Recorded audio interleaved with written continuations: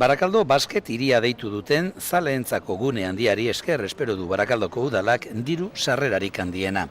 Bisitari asko espero dira ezkerraldeko hirian munduko txapelketako 7 egunetan eta bertan gera daitezen 5 karpatan banatuta 6.000 metro karratuko eremua prestatuko du udalak bisitarien atsedenerako.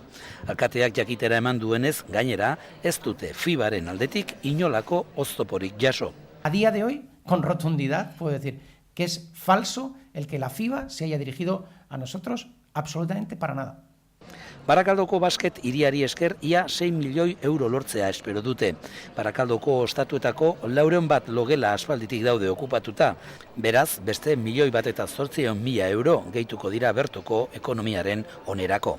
Alfonso García alkateak azpimarratu duenez, bisitariak erakartzeko udalak inbertituko duen euro bakoitzagatik 85 euro jasoko dituzte barakaldarrek.